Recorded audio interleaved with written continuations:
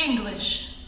And this is a fact that sits at the pit of my stomach like regret, rivaling with my natural acids. There has been a war rumbling. It is the battle of having history versus finding a future.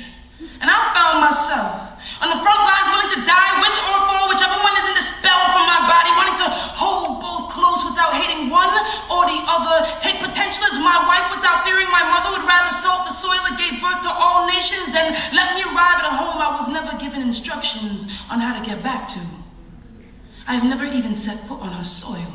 So how do I tell her I still want her to know who I've become when we no longer even speak the same tongue? Lost in transition between thought, heart, and lung, the Savannah regions, Atlantis, and the transatlantic. There has never been anything romantic about lost or stolen languages. So I remember trying to forget that I only speak English. Because it is a trade for opportunity that is anything but fair. And if I spoke my mother's tongue, I'd have to leave my accent over there. I wish it could have been shared with me.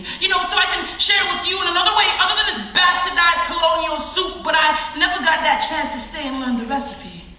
Would I've learned the language of time me back instead of up? Would I've learned the language of love and this? Well, this is when curiosity tastes like the lemons life loves to give.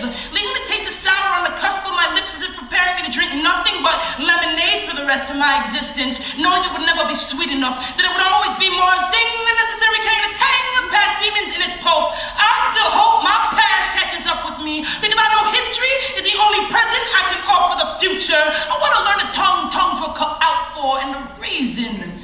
Feet learn to dance the heartbeat so I can tickle eardrums with the whispered words of inspiration more foreign to me than this language of love. But I only speak English. And when spoken ideally, at best, it defines me as less than black.